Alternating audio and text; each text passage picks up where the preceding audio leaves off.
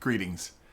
My name is Craig Clayton, and I'm really excited about this opportunity today to be able to host this webinar that we're going to be interviewing Dr. James Taylor in just a few minutes, who is with the University of Pittsburgh Medical Center, and I'm so excited that he's agreed to participate. But what I'd like to do to sort of start this conversation is to just share a little bit about where we're going and what the intent is, and then I'm going to bring Dr. Taylor in on the call so that we can ask him some questions and get his insight on a few issues as well. So here's what I want to do. Let me switch over to the desktop and let me share, if I may here, a couple of quick clicks, the direction we're going to be going today and what the intent in this conversation is all about. So for the purposes of the discussion, let me give you a little bit of my background. I'm currently the Chief Diversity Officer, as well as the Global Diversity, Equity, and Inclusion Consulting Practice Lead at Blue Beyond Consulting. For 20 years, I was a Director and Diversity Strategist at the University of Houston's International Institute for Diversity and Cross-Cultural Management. I've done this work with dozens of companies, have traveled the world doing this work, have been fortunate to create some metrics around the diversity earnings per share factor and the diversity profit equation. I do tons of speaking on the topic.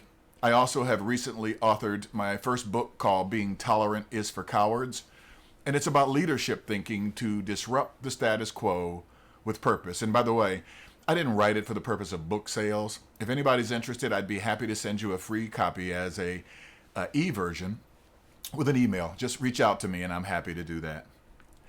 Just a partial listing of some of the organizations with which we've done this work, just to sort of level set why it is that I may have an insight or two as we're talking to Dr. Taylor to add to the conversation as well. So here's a little bit about Blue Beyond, and then I'm going to bring Dr. Taylor on. Blue Beyond is based in the San Francisco Bay Area. We've got about 100 employees, started in 2006, and have been doing work with just an array of clients on multiple different focused areas. While I head the diversity, equity, and inclusion practice, we do culture work, organizational effectiveness, talent, communications, as well as change management. Now, let me set the stage for where we're at with some of this conversation, and then I'd love to see what Dr. Taylor is going to be able to share with us. So here's what I want to do. Let me pop out of the slide deck for a second, and let me bring him in on the call, because I don't want him to have to wait any longer.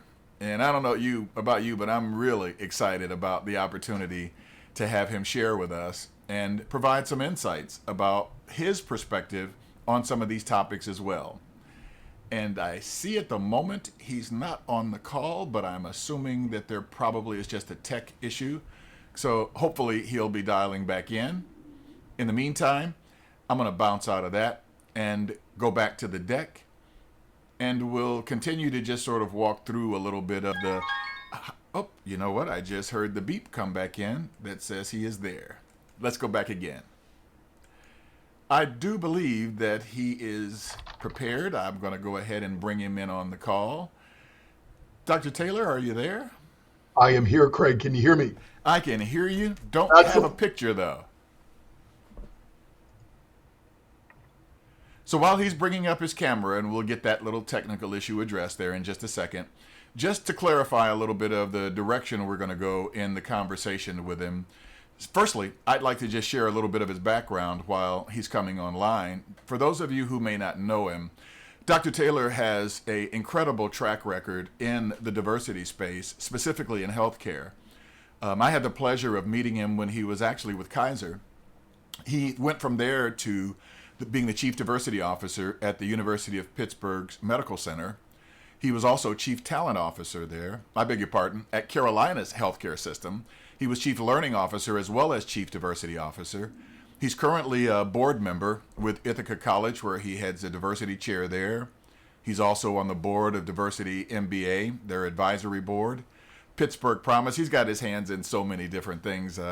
I call him the capo tutti capi when it comes to diversity in healthcare in particular. He's currently the Chief Diversity and Inclusion Officer at UPMC, as well as their Chief Talent Officer.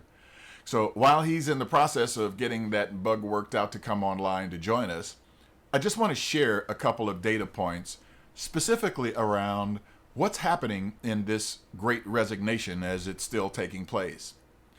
A part of what we've seen in some of the research connected to this topic is that there are definite toxic cultures impacting the higher levels of resignations that have been occurring. Just a couple of data points when you take a look at the screen. One, disrespect is becoming increasingly more prevalent in the workplace, as are unethical workplace behaviors.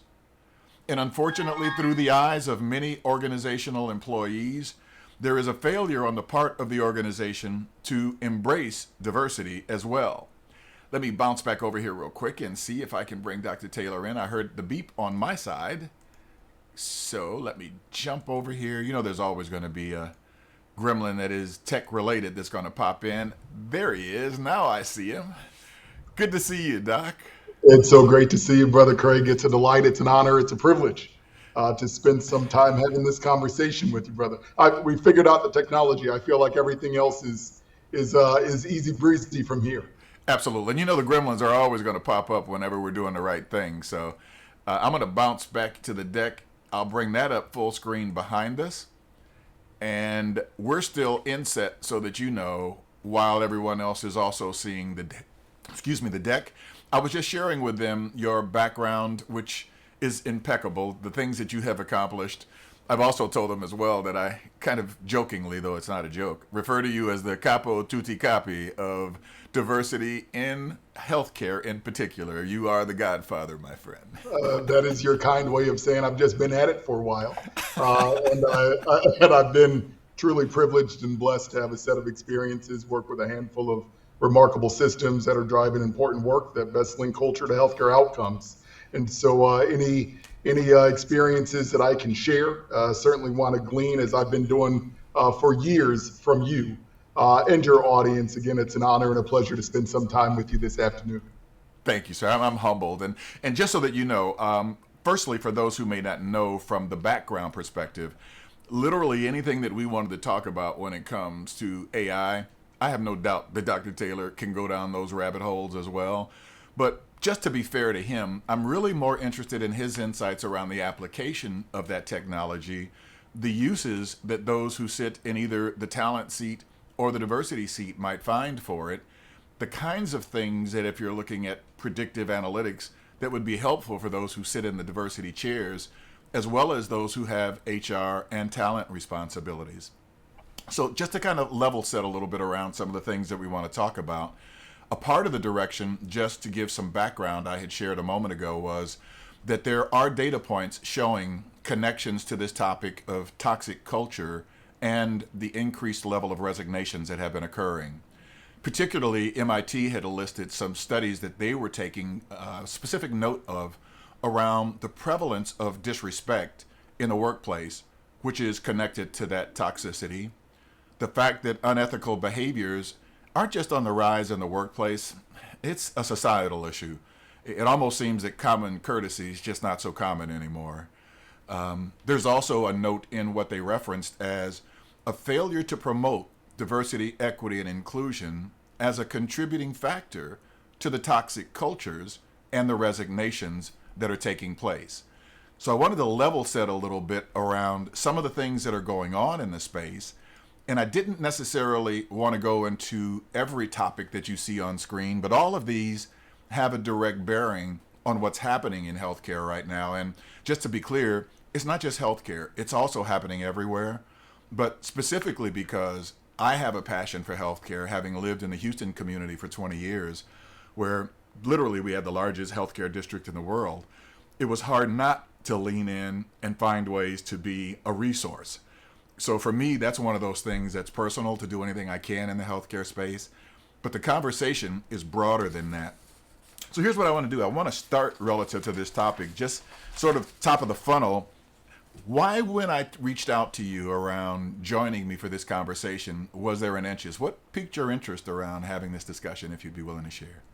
You know, Craig, I appreciate you setting context there. Again, I could sit and listen and learn from you as I've been doing now for decades, all afternoon long. You know, for those of us in healthcare, it truly is the best of times. It's the worst of times, right? So many of us as healthcare administrators and providers again, those who have been at it for a really long time, this reality is so true for us. I will say in all seriousness, having worked in this industry now for more than 2 decades, in fact, about 25 years now, the volatility that we're seeing throughout the industry within all of our respective organizations, be it large health systems or rural hospitals, be it pharmaceutical companies, be it insurers or medical schools, whatever the perspective is that you have within industry, there's such a lack of ability to predict what tomorrow has in store, and there are various factors and reasons for that, right? Be it overall inflationary market that's rapidly flowing through our industry,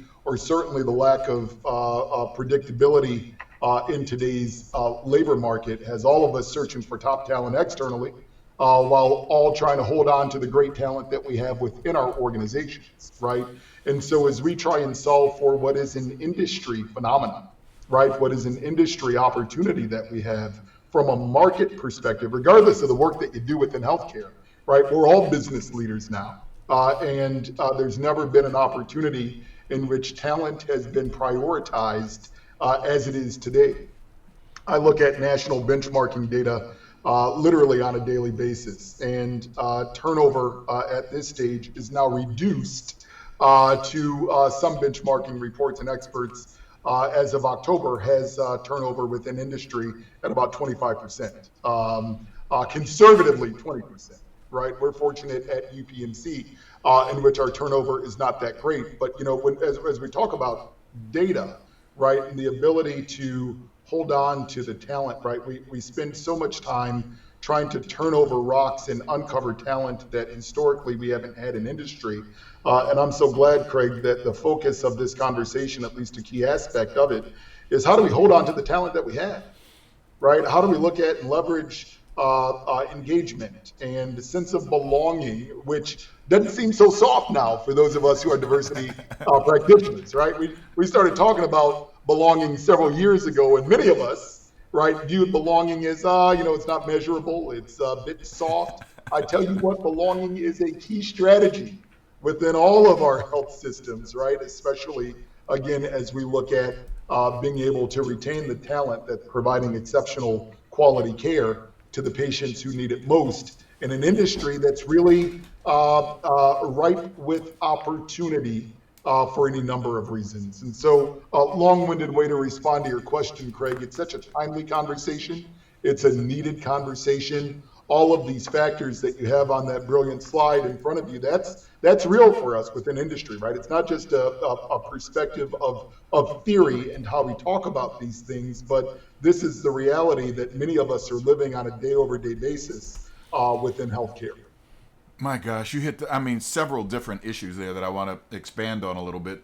I want to start, though, with one that's personal for me. It's that topic of belonging, because there's so many aspects of this retention-focused effort that organizations are engaged in today that when you peel back the layer on the tactics that they're putting in place, the majority of them are directly related to psychological safety in some way or another. And I'll be honest with you, it was easier for me to embrace the term psychological safety than it was belonging for the same reasons as you. Having lived in Houston, working in oil and gas, it would be very difficult walking out into those refineries, talking to those employees about a sense of belonging. The Texas vernacular is that dog don't hunt in those conversations. But I'll just share very quickly, because even today on this call, we have someone in South Africa who is very interested in this information. We have someone in Dubai who's very interested in this information. This is a global issue. But specifically, I want to lift up the belonging piece, because where my epiphany came in it was in South Africa. As you know, I was actually moving down there before COVID hit with my wife. And I had been down several times. And one of the first occasions that I was down there, they jokingly like to refer to me as having an American accent, which my response is almost, you have an accent. I don't have an accent, okay? I'd say, good morning. And I'd get back, American? I'd say yes. And here's the next response. 4 or 5 times a day, I'd get, welcome home, brother. Welcome home. And gosh, I got goosebumps. It was the third or fourth time I heard it, I went, that's what belonging is. Now, the word still I had to get to, but I now took that feeling and internalized it and said, now I got it. Yes. I want to come back to a couple of things that you've mentioned, though, specifically around healthcare, and I want to hone in there. But when you start looking at some of the kinds of things that data can be used for predictively, and I specifically want to go to the retention area, because I do agree that sometimes in talent and HR, we have a tendency, words matter, to focus on the wrong order. We talk about recruiting and retention instead of retention and recruiting. Absolutely. And the reason I say that is if you don't close the back door, it doesn't matter what your efforts are at the front door, because all it becomes is a revolving door. And that's why when I heard you say the emphasis on retention in this conversation was significant, that's by design. Because when we start talking about how do we close that back door, now the question becomes predictively, what's going to enhance our opportunities to make that effective? So when I start to go down that pathway and start looking at what is it that if you were able to pull levers, and I don't mean relative to the technical pieces of what are the AI tools going to be assessing, if you would, from the perspective of the back end and the engine, if you would. But when it comes to those areas that are turnover specific, what would be the kinds of things that would be of interest to someone who sits in a talent seat to now have insights about to try to close that valve off a little bit? Anything in particular come to mind? I love it. I love it. I love it. So there are a couple of competing thoughts that are trying to get out all at the same time. So I'll do my best to be coherent in my response, Craig. Brother, I could sit and talk to you all day, because you fester such a reality of what's really occurring for us within this industry and within our respective organizations, right? And so for us in healthcare, it's fascinating. Naturally, I've been telling people now for close to 25 years that I work in healthcare, and the response that most will generate is, oh, you're looking for doctors and nurses. And yes, we absolutely are, right? But I will also share with individuals that there are so few roles within our respective organizations that we don't employ within healthcare, right? So yes, doctors and nurses and other aspects within clinical fields such as respiratory therapist and imaging and a pharmacist, right, to patient-facing non-clinical roles, right? You talk about security and food services and housekeeping services and facility management, to those of us that work in kind of behind the scenes support services, software development and engineering and marketing folks and health plan services and human resources and information technology. I say all that. There are few roles that or areas of interest that one can have that you don't have the opportunity to do within healthcare, within hospitals, within health systems. And so as we talk about, predictive analytics and being able to leverage AI to determine what need and predict where focus of pipeline should be, right? I always encourage and suggest, and it's from my own learning and trial and error, you've got to be as granular with the data as possible, right? We talk about turnover, right? Where are you feeling the hurt most within your organization? Is it within clinical setting? Is it non-clinical setting? Is it administrative roles, right? You got to know where the opportunity resides. You've got to look at where the opportunities for pipeline development, right? It's no surprise that for those of us in healthcare, we just started talking about, a year ago, need for more nurses, more respiratory therapists, et cetera, right? And the question becomes, what's the pipeline that you have with local nursing schools, right? What's the pipeline that you have with health sciences to be able to create entry into the front doors of your hospitals and your health systems? And so how you go about looking at the data to assess your own workforce data, right? Data that we all have. It's a matter of being able to look at the data and sort the data and be able to determine where the need is most felt within your respective organization. Switching gears a bit, Craig, because what struck me most, if you will, about your curiosity and your question, and again about how you set the stage, I'm gonna tell you a secret. So for us in healthcare, the diversity of problem-solving groups trumps individual ability, right? So if you're going to look for a group of people to solve for really complex issues, like those that we solve for in healthcare on an everyday basis, the goal isn't necessarily to find the smartest person, right? But what we need in healthcare is to find a group of individuals who are diverse that approach problem solving from vastly different perspectives, who work collaboratively, right, to solve said problem. Now, from my perspective, I don't know if anyone breaks down this premise more so than the late Lonnie Guinier, who we lost just earlier this year.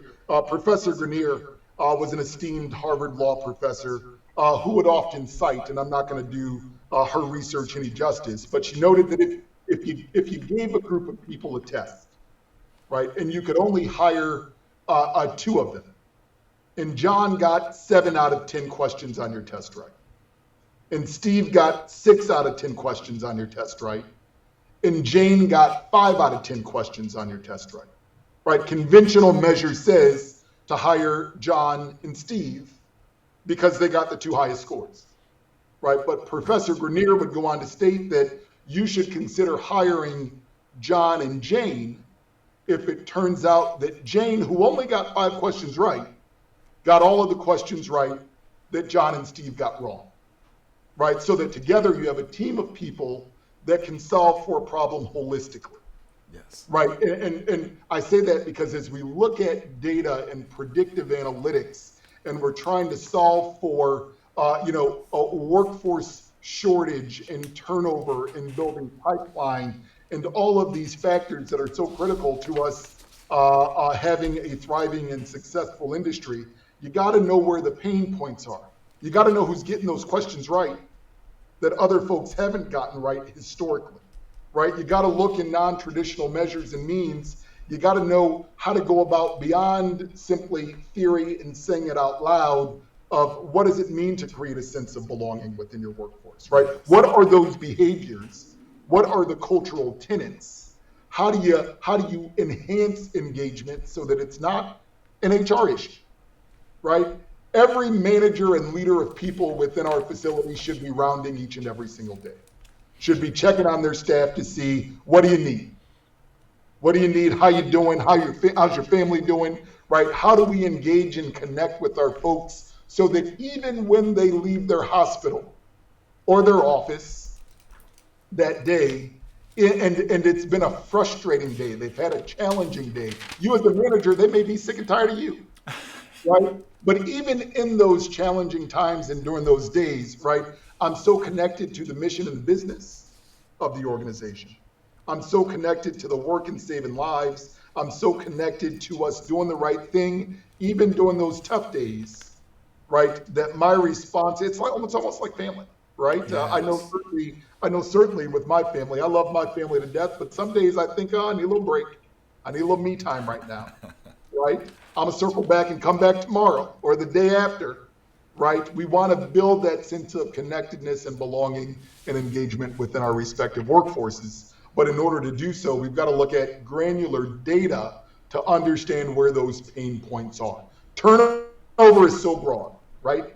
That's not we're hurting from a turnover perspective. What does overall turnover look like compared to, say, for example, first year turnover within your organization? That was a learning for us at UPMC, right? First year turnover, that's a pain point for us, right? We've got no issue or opportunity. We find great talent to come to this organization, right? But it caused us, as we got individuals within the organization, we realized we got to fix this leaky bucket. We're getting more talent in at a pace that we've never gotten in our organization, right? We're hiring volume in droves of individuals, and we have to make certain that folks are stepping into a culture, right, that is desirable for them, Yes. right? That folks are fully engaged, that folks understand the mission and the business and our values and who we are as a system. I'm just talking at you, Craig. I know you've got a lot of questions, so I'll shut up and be quiet there. No. This is, you can't get any more rich data than your walk that's been, unfortunately, one you've been forced into as workplaces have changed. Cultures in the broader sense outside the organization has changed significantly in the last 5 to 10 years. and that comes into the organization. So one, everything you said is very much appropriate. I want to stay with something you just said at the end, and I got a couple things I want to go back and ask. But you mentioned that where you were in that comparison of the granular data around overall turnover versus those within the first 12 months, realizing there was a difference in that experience, and the numbers were telling you that there was a story that needed to be understood in order to affect a change. What did you do? When you find out where the pain point is in the organization, it allows you to develop intervention, right? It allows you to, once you know what the problem is, you can better solve for the opportunity that you have within the organization instead of simply just throwing darts, right, at the problem that's within the organization, right? And so that was one of our opportunities as we looked at different business units, as we looked at first-year turnover compared to 3 to 5 year turnover. We looked at where our sweet spot was, and that in turn allowed us to develop different interventions. And so a couple of them that I'll speak to at a very high level. One example of this within the past 12 months, and in response to the challenging labor market that we're seeing within healthcare, we created our own in-house travel staffing agency, right, as a solution to the nationwide nursing shortage and to attract and retain highly skilled nurses and surge techs. And so we were the first health system in the country to launch its own staffing agency as a solution, right? Our footprint is large enough and vast enough that allowed us to, one, eliminate external agency spend, but more importantly, we've been able to attract and retain the talent that we need to help us at the bedside and in the operating room, right? So not only is this problem been a retention tool for our current staff, but it also fuels a new pipeline to recruit nurses into UPMC, right? We've had to develop solutions that we just haven't done before. Right, we're seeing a labor market that's so unique and so different from, again, anything that I've seen historically within my 25 years within healthcare, that it's required a different level of thinking, right? And again, as we think about nurses that we were losing, that were at a stage in their life where they said, I'll travel, I'll make more money, as opposed to being restricted, if you will, to my own hospital. We said we looked at our data, right, that allowed us to say we're losing enough nurses to do something about this. How do we build our own? Again, our footprint is vast enough with our hospitals in Western Pennsylvania and Central Pennsylvania, in New York and Western Maryland, our international presence, et cetera. We've got the scope. Scale matters in healthcare. We've got the scope and the vast representation geographically to build such programs like that allow us to develop direct intervention for some of the opportunities that we're seeing, that the data leads us down a path within the organization. You're hitting the nail on the head. I mean, the data is what our whole focus in this conversation is how do we get more information into the hands of the Dr. Taylors that are looking to try to close that gap around need versus availability. You said something earlier, though, that I really thought was incredibly important for those who may not be familiar with the approach and the tool. It was that conversation that was specifically back to how did you assess those 3 individuals who, from a skills perspective, might potentially have answers from Jane, trying to connect the names mentally, that John didn't have, and the inverse. One of those, as soon as you were talking, aha moments for me was, that's really what the Gallup Strength Finder model is all about, which is almost the inverse of what talent and HR has done for years. Yes. That if they assess you and determine there's 6 competencies to do the job, and there's 4 of them you do exceptionally well, and 2 of them you have some gaps, they put you on a development plan to improve those 2. But the whole Gallup model, as you know, is if there's 6 of those competencies and you're good at 4, then those 4 become the core of what you do. Those other 2, they give to someone that's what their skill set is, so that you're leveraging where people are strong. That's exactly the context of what you were referencing with I almost said doctor, but with Lonnie Grenier. Yes. Powerful, powerful research.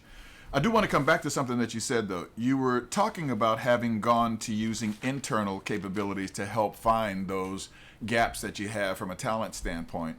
What did you see as, if there is, a difference between your internal staff who was doing those searches for you versus the third party external who had traditionally been doing those kinds of things? What was the differentiator? Absolutely. It's a marriage, right? We need both.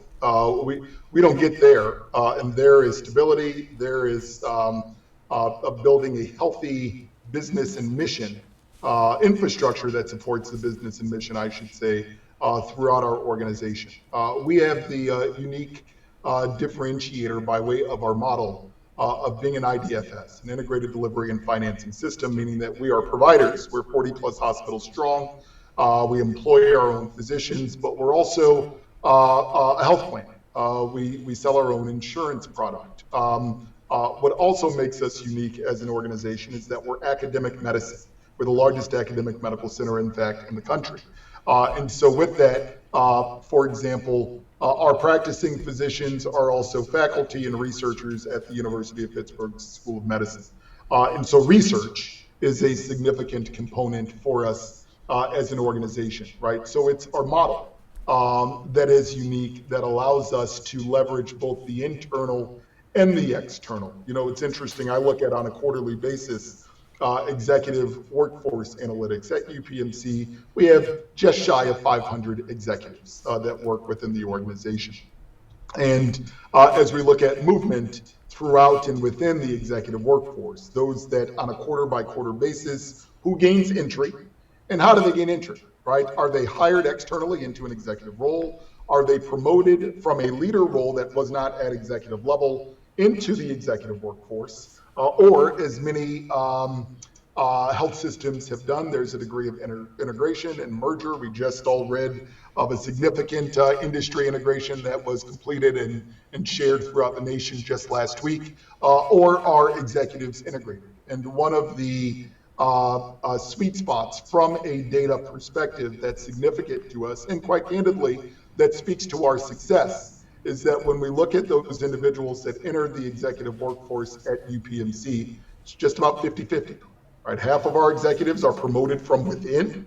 They know the culture, they understand, if you will, the nuances in the business of the organization, but also we're mindful of need for fresh, new talent with different ideas and perspectives, right? And so that also fuels throughout other job categories and levels of our organization, which we are excited about. So we blend, if you will, views and perspectives and analysis of what we do internally through our data analytics teams inside of the organization. But I tell you what's also significant and important for us is benchmarking data, right? As I look at talent benchmarks, as I look at recruitment best practices, as I look at talent management approaches, including succession planning and talent reviews and certainly employee engagement, right? Naturally, I'm curious to know, and I want to see benchmarks, right? Just to have a gauge of where we are as an organization, where there are some areas that we are best in class, to use language that you have introduced to me, Craig, but also where we have opportunities as a system. That's powerful, and it's an excellent entree into another area I wanted to touch on, which is this longitudinal study that we are positioning to start next year, healthcare specific. The context of it is to do a part of what you just said. One, which is to develop some benchmarking data around where organizations are on some of these topics. Two, as you know, I've been, for the last almost 20 years now, building models around how do behaviors that may be disrespectful, that are everything from bullying in the workplace to the things you see on screen, how do they then become quantified in a way that you can make fiscal links to not just their prevalence, but the mitigation of them. All of that is the direction that we're going in terms of this study. But we also were talking to I guess it would be a subsidiary or a company that you all have acquired within UPMC, and you all have your tentacles out into so many areas.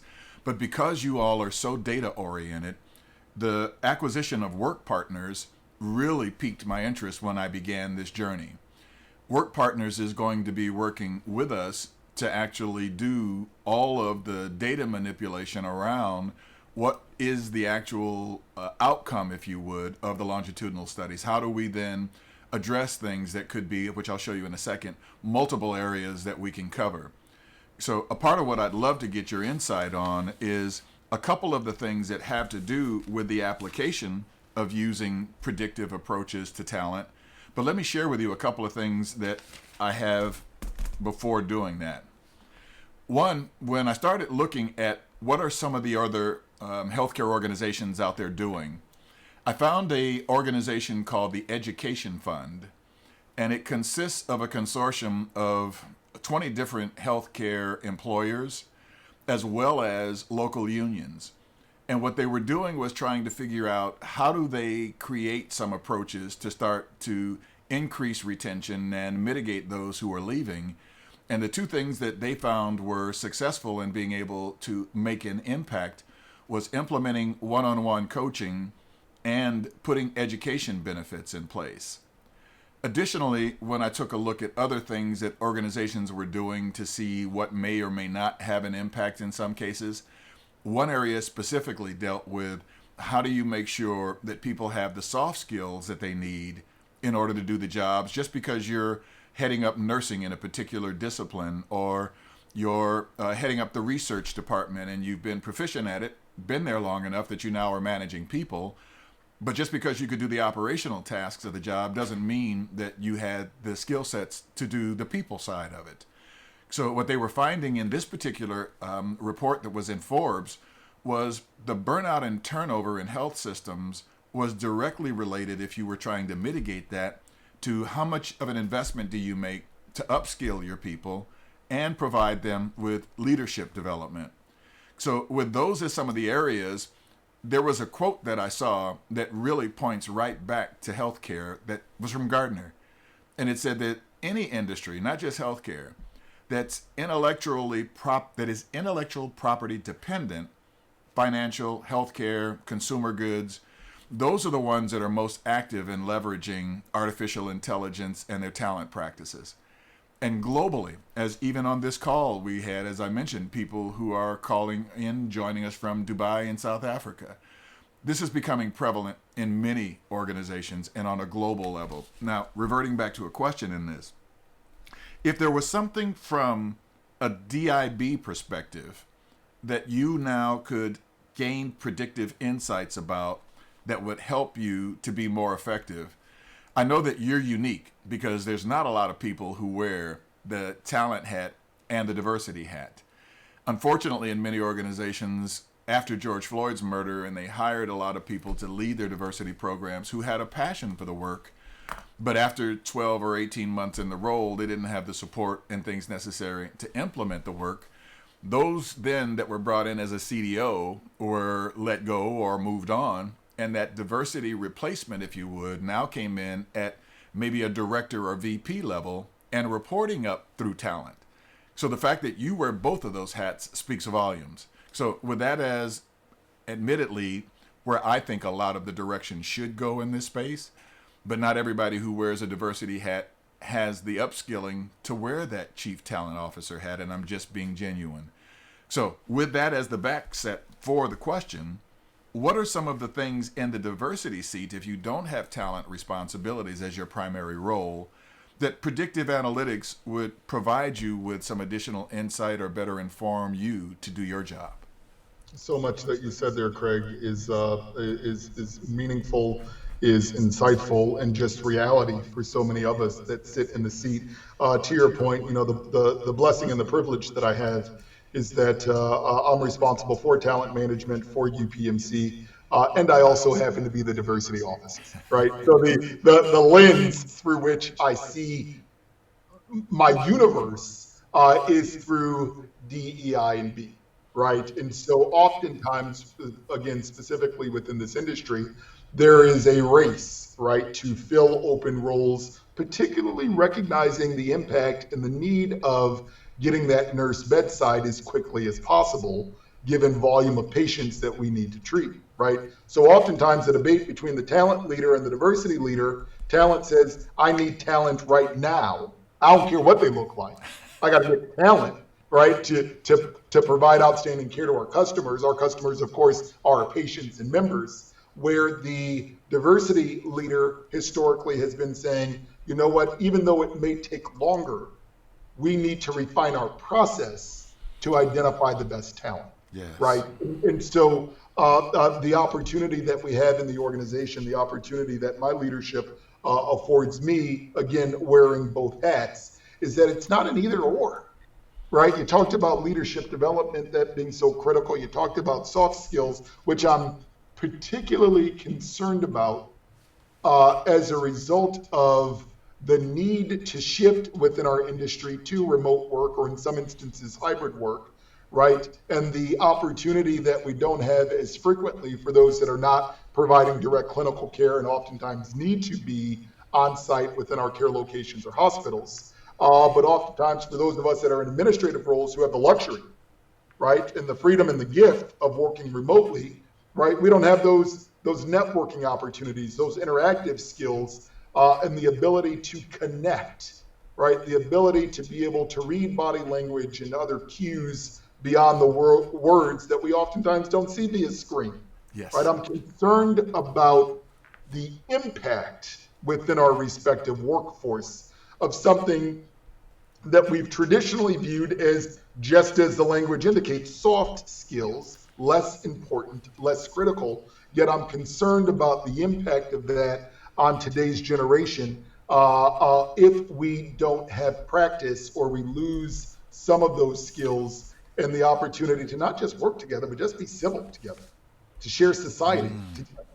Right? When you don't have an opportunity, when you need coaching around how do I pick up a phone because I'm so how do I interact with someone at the water cooler or in the break room or in the kitchen? These are things that I don't want us to lose sight of, and how we go about investing in our talent, and how some of us have to get creative and unique, right? Particularly as we're accommodating remote or hybrid work options. I don't want to lose sight of the significance and what I see as the importance of a skill set that I'm worried about for us, particularly in healthcare, where the nature of our work is so intimate. The nature of our work within this industry is built around compassion. It's built around the subtleties of touch and eye contact.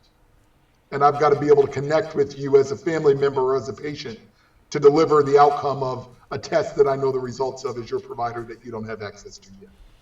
Right? Those are the soft skills that build us as an industry, that make us unique and separate us from other industries. I do want to respond specifically to your question really quickly, Craig. I think as we continue to look at the data, right, and the predictive analytics, again, for me, what's so significant, I'm interested in learning the nuances of what we call at UPMC employee life cycle. And for me, that indicates the most critical touch points of every employee within the organization. And I don't care if your tenure in this organization is 6 months or 60 years, everyone has those same touch points. And I'm curious to look at and understand the data internally from a, for example, recruitment perspective, from a transfer rate perspective, right? Promotion rate, who are we promoting? I want to look at performance evaluation data. I want to look at penetration range in terms of where and how you're paid within the range, if you will, of your role. I'm interested in looking at things, you talked about benefits earlier, I'm interested in looking at retirement eligibility, right? Because I want it from a workforce planning perspective, I need to know those individuals that are soon going to transition out of the organization, right? COVID exposed us to this, right? The inflationary rates and the challenges that we're seeing within industry right now. So much of that was predicted, but there were so many individuals, so many boomers that said, you know what, even though I had planned on working 5 years longer, I think I'm okay now. I think I'm going to transition out and retire right now. So, from a workforce planning perspective, that's critical. I'm interested in looking at termination rate and any number, again, of internal data points that allow me to understand the talent health and bench strength that we have within the organization, right? That's critical for me. And again, I encourage that to whatever extent we're able to, as an industry, understand that data on a granular basis, right? When we look by job category, when we look by business unit or profession within the organization, that gives us a snapshot that we may not necessarily understand, that allows us, again, to more rapidly build pipeline in the organization in those places that we know we have vulnerability or we're weak. Very well put. The one thing I'm really excited about after the conversations with the team over at Work Partners is the depth to which AI can be leveraged if you have access to the HRIS data, if the companies that participate are also self-insured, because there's so much additional data that they now have access to be able to give you the tools to do the comparatives and understand what those implications are that you wouldn't have without having the richness of that data. Context-wise, as you all are moving forward and you have access to incredible levers internally that you can pull with these folks who I'm certain are already building databases for comparative purposes. And I just want to lift that up because I heard you mention that earlier. That was another thing that also piqued my interest about Work Partners, is that they've been doing this market facing outside of what they do for you before you acquired them. So they've got this huge repository of information that allows them to do comparatives, quartile rankings, help you to determine whether it's internal or external benchmarking, where you stand in some of these issues. As you now start to look at leveraging what they can do, I specifically want to talk about the turnover modeling, and I don't mean it in the context of how do you, relative to what analysis, whether it's linear or whatever form of regression you're going to use. I'm not going in the weeds that far. But what I do want to go into is when you start looking at the turnover modeling and being able to determine how you can impact that propensity to stay. Because I know at the end of the day, when you peel back all the layers, that's what the core is. What's been the data that's been most difficult to get to in your own needs? When you've been having discussions, whether it's with Work Partners or your own analytics team internally or with some of the business unit leaders, and they're asking you, when it comes to this topic of turnover, how do we make sure in the future that we don't find ourselves where we are today? Is there data that's been more difficult to get your arms around than other data, just out of curiosity? Absolutely. You mentioned the incredible resource that we have through our Work Partners colleagues, and the incredible support and partnership that's provided through their lens and expertise when we pair and marry that with our own internal HRIS data, with data around talent and engagement, et cetera. We are certainly not shy of access to data involving our workforce. Like any other data-rich organization, it's all for naught unless you know what you're doing with it, right? You got to know what you're looking at, and that's where the incredible expertise that you provide, Craig, and the lens of individuals that have access and an experience as you and your colleagues at Blue Beyond Consulting have, right? How do you know when you have access to the data? How do you know what you're looking at? How do you know what pairs of data sets to marry and to understand, right? So in that, as we speak about, turnover modeling, my interest and curiosity is always to try and get more granular again and identify where that opportunity group is. Where's the opportunity group? You have folks that are so committed to any of our respective organizations that they're not going anywhere. They're leaving, they're going to retire with you, and you have individuals that have one foot out the door. They are the quiet quitters. They're simply just waiting on another opportunity, and that's okay, right? And you have a segment of your workforce, those individuals that are frustrated, right? They're frustrated, but I consider them the opportunity group because they can be saved, right? They're individuals that if you as that respective leader, right, have had the opportunity to sit down and have a conversation with them. Had a conversation with them around their performance, around their potential, around their career goals and aspirations, around ways in which you can develop, talk about staff development, leadership development, physician development, whatever the opportunity is, right? How do you identify the data, turnover data? How do you identify the opportunity group? And that's through any combination of performance evaluation and engagement data. And how do you identify those individuals that are within your opportunity group so that if there were another opportunity that came knocking at their door and paid them a couple of dollars more, you have the certainty and the confidence that they're still going to say, you know what, because I belong within this organization, because I feel a sense of at home. That's what belonging is, right? I feel a sense of at home and comfort here. So even though I have my frustrating days, frustration is a symptom of belonging, right? If I weren't engaged, I wouldn't even worry about this frustration that I'm thinking. I'd just say, you know what, to heck with y'all, I'm going to move on. But when I identify those within my opportunity group, I recognize that oftentimes it's one conversation. It's one, hey, let's go and grab coffee. Let's go out to lunch. Come in my office, let's chat a little bit, right? Someone that shows interest and support within that talent, right? This is the need that we all have throughout an industry to create an experience within our respective organizations that allows talent that we already have to know that they have a sense of home here within this industry. Secondly, and very quickly, I'll share, and Craig knows that I do this because he's seen me do this any number of occasions, right? I tell you what I'm most attracted to and driven to is a sense of service. When I receive an elevated level of service, I don't care where I am, right?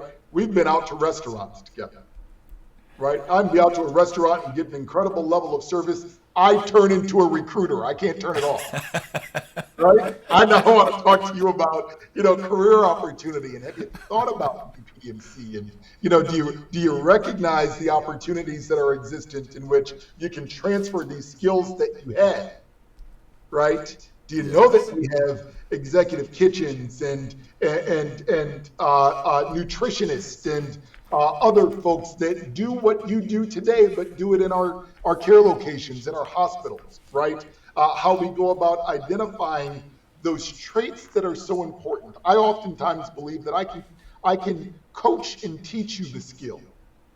But when I see certain aspects such as service, attention to detail, problem-solving ability, your ability to be a critical thinker, how you know how to be innovative. When I see tenets and traits of that aspect in talent, we can teach you the discipline. We can teach you finance. We can teach you health plan administration.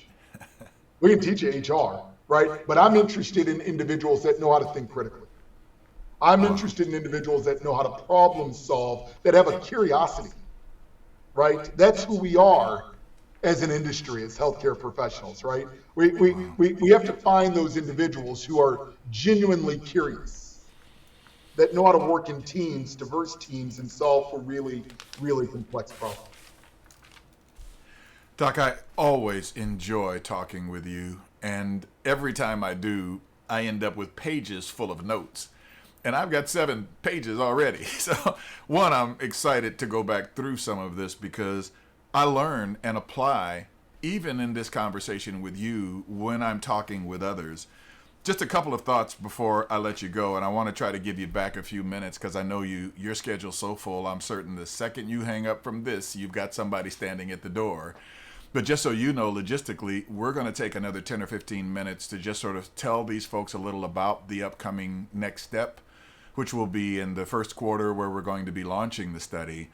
Well, let me take a step back, where we will be holding more of an opportunity for people who want to participate in the study to get clarity.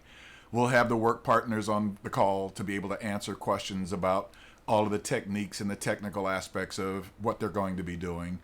And we're going to share with people, after I get through with this portion of the call, what those steps entail, how they can get involved. But a couple of things I just wanted to leave in terms of before letting you go. One, something you said that really is resonant for me around the types of people that you have in the organization in healthcare. Very high IQ. And when you look at the people skill portion that's often the missing, it's the EQ part that's missing. That high intelligence doesn't always mean high emotional intelligence, as you know. But as you start to now look at what you're doing when you're out, what I heard you talk about is the fact that everybody's a recruiter. And whether they see that as their job or not, that's actually what it should be. But I don't think most people would even envision that as they're interacting with people, these are potential candidates to bring back into the organization, into the family, if you would. But one, I want to make sure that I lift that up because I thought that was powerful. Another, you talked about belonging. And Gallup has done a tremendous amount of work without the term belonging involved. And here's what I mean. I had the pleasure to meet Don Clifton before he passed, the founder of Gallup. And of those 12 questions that they use, Q12, one of the questions is, or it's a Likert rating to a statement. The statement is, I have a best friend at work. And I remembered asking him, why would this be important out of the thousands of questions you could have looked at to include in the Q12 that's going to be the foundation for engagement that you use globally? He said the reason that question is there is because everybody has leaving moments.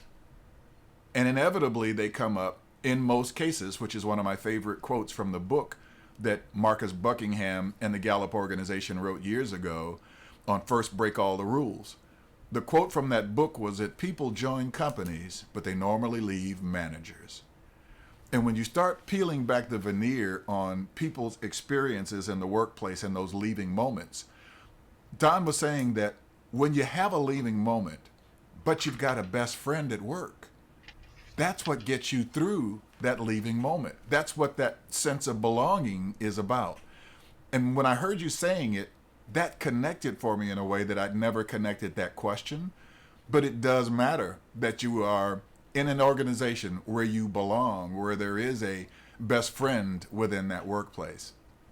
Here's what I want to do, though. I want to make sure before I let you go that I at least toss open question to you to say, was there anything you wanted to add to this conversation that I didn't ask? And I had enough questions to keep you on the line for the next 3 hours if I could. But was there Craig, something in particular? I could sit and enjoy our dialogue, brother, for hours and hours and hours. I just want to piggyback off of the last 2 points and comments that you made, right? It's so oftentimes, in addition to us all, to some extent, serving as recruiters, regardless of what our role is within the organization, right? We have to also recognize we are the community. Right, we oftentimes talk about the community as the outside of the organization, right? It's organization or hospital or health system and then community. Right, at UPMC, we have nearly 100,000 employees. We are the community, right? The community works within us, is here and is present, right? So when we talk about engaging community and partnering with nonprofit organizations and how we partner with churches and synagogues and mosques, et cetera, right? Yes, there's value and importance in going to the church, mosque, and synagogue, but at times all we need to do is hold a focus group inside the organization.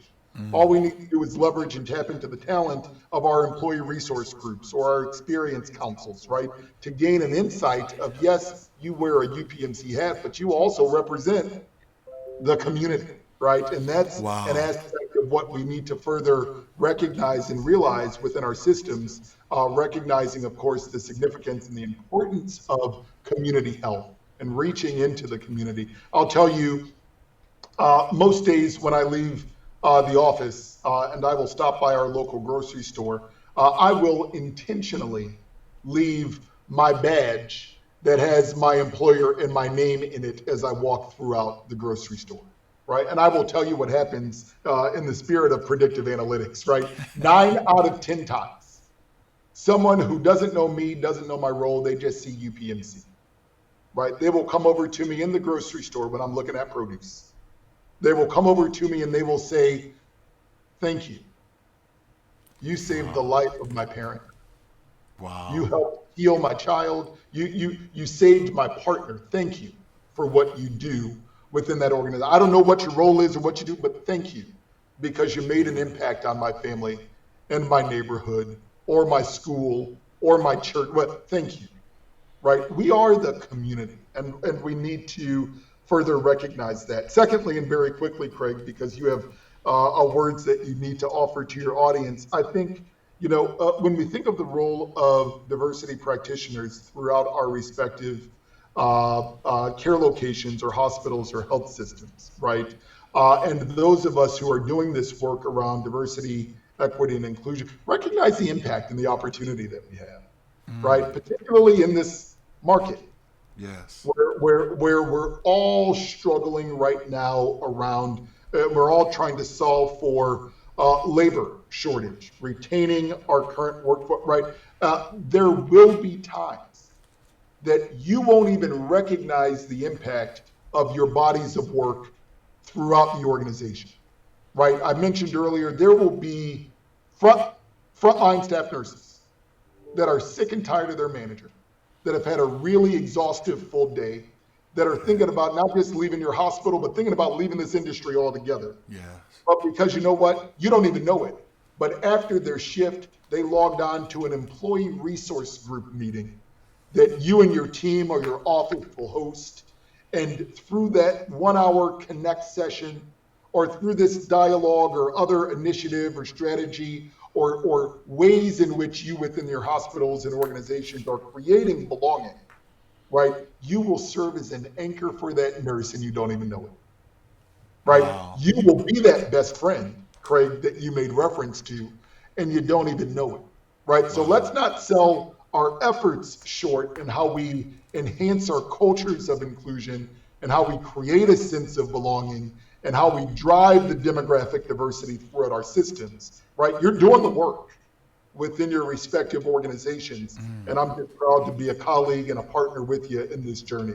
Craig, I appreciate you, brother. You are a friend, you are a brother, you're a confidant. I so appreciate this great privilege. Thank you. Oh, no, it's the opposite. And something you said earlier around that conversation most days, that 9 out of 10 people, when you're wearing that badge, come up to you when you're in the grocery store or out in the community. Badge or not, I am one of those 9 out of 10. And that's how I want to close this is thank you. Not for what you do. Thank you for who you are. Because unfortunately, way too often, we tend to judge people based on what they do. And one of the things I learned from my trip into South Africa was about a term that they referred to as Ubuntu. And at its core, it basically means I am because you see me. I see you, brother, and thank you very much. I just hope that those who are participating and see this also take the time to log on LinkedIn and just send you a quick note to say thank you. Because for you to carve out this time is greatly appreciated. And I definitely owe you dinner. And I want to watch you when you recruit while we're out, okay? I appreciate you, brother.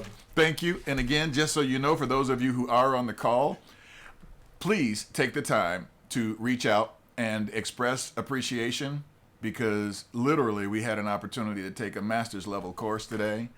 And I'm hoping that in the context of our next steps, that some of you will stick around to at least hear a little bit of where we're going and what we're going to be doing with this study. I'm absolutely convinced that the direction we're going is going to provide some insights around a ton of business issues.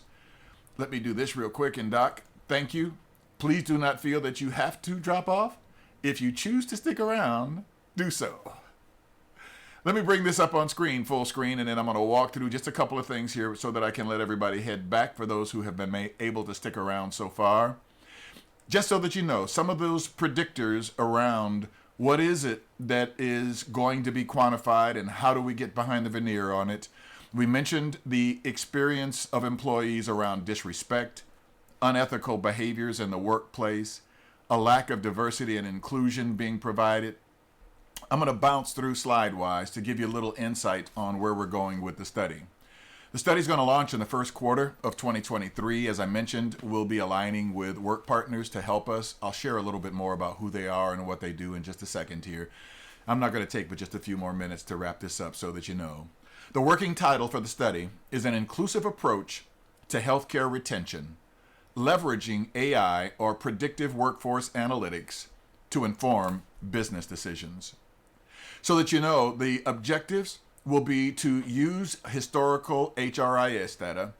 If you are a self-insured participant, that provides us with increasingly more data around both medical, pharmacological, as well as disability data, which has a bearing on how we can do some things predictively around the concerns of retention. This is going to be a behavior-based predictive intervention to leverage AI to inform various business decisions. Integrating this data, we intend to come up with a workforce retention index that will allow you to have a number and a method of holding people accountable, leveraging both turnover, engagement, hiring, feedback, and other archival data. When we start taking a look at what the models are that we will be able to come out of this with, one of them will be a turnover model, and the multitude of things we can factor in to taking a look at to enhance the predictive capabilities are things like employee commute time, time since they were last changed from their role that they were in to the current one. What is their performance ratings been over time? Are there transfer requests that seem to be more prevalent or frequent?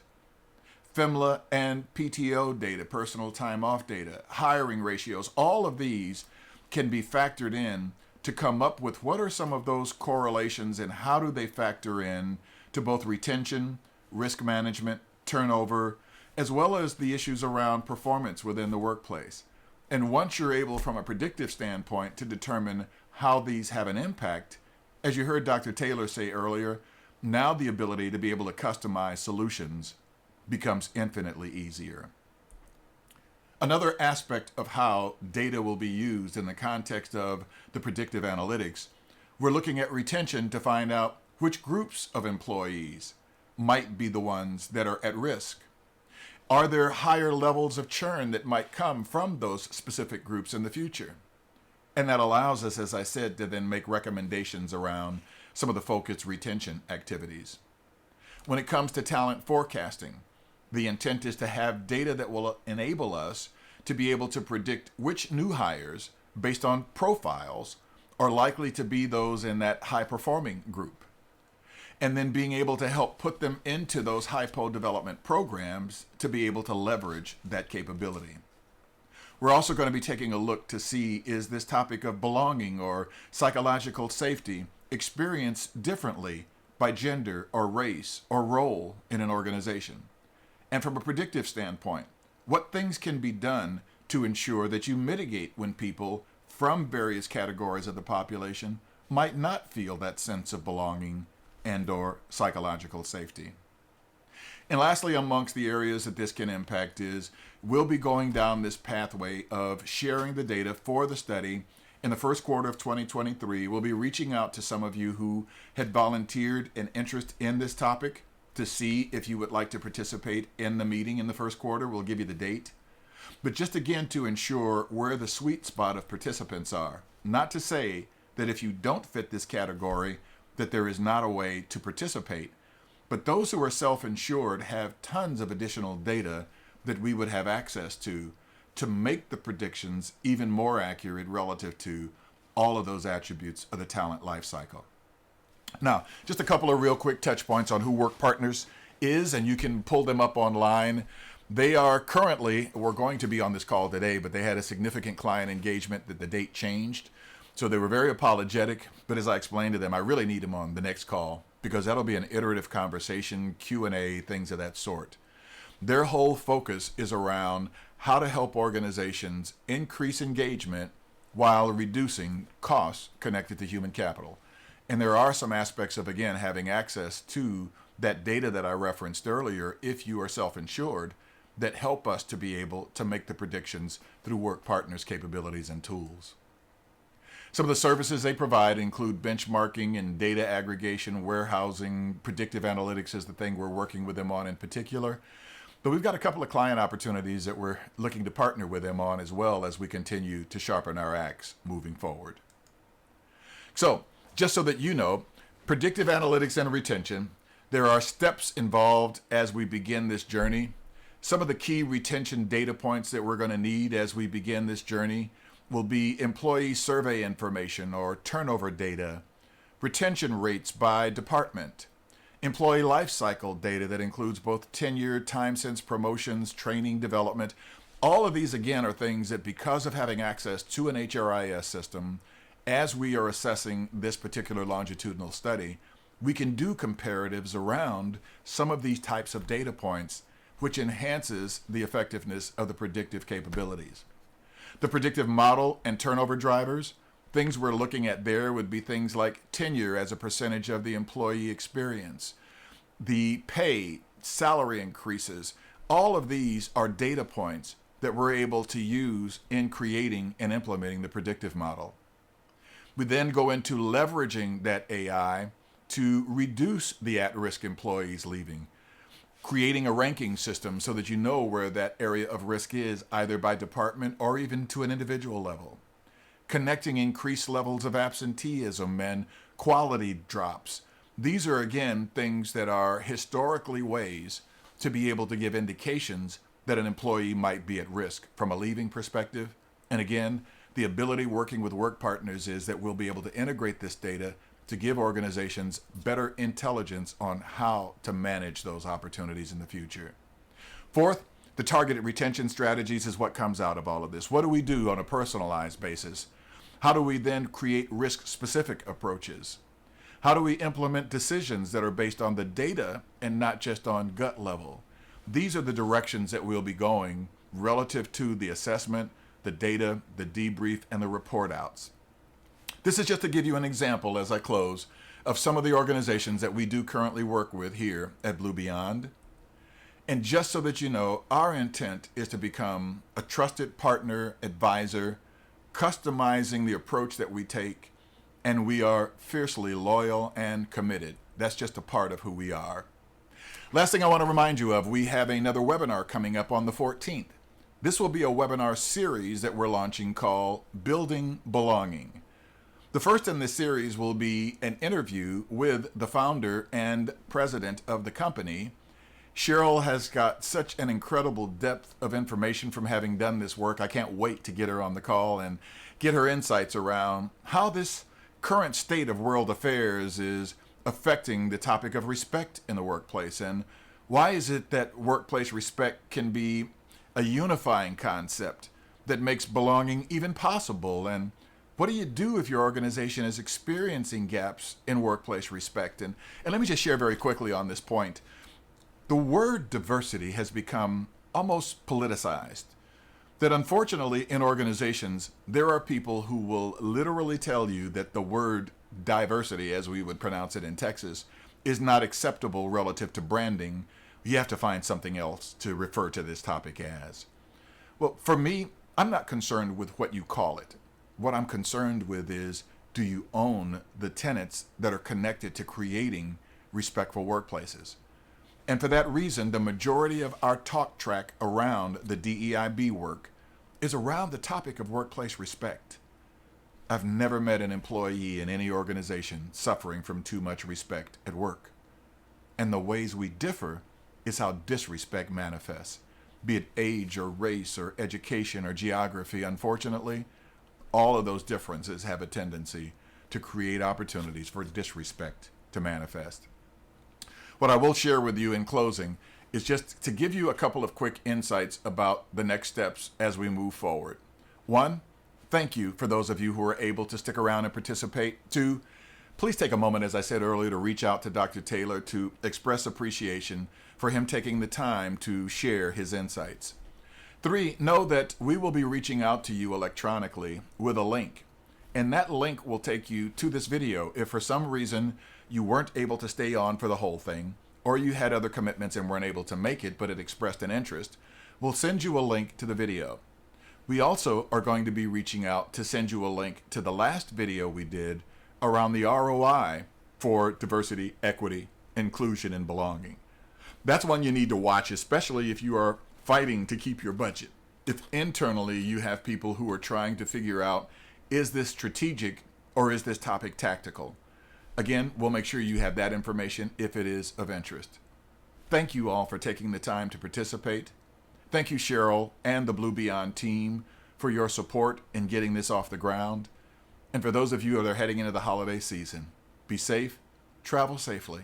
Know that we'll be reaching back out, and we're excited to be a part of your journey going forward. Have a great day. Thanks once again.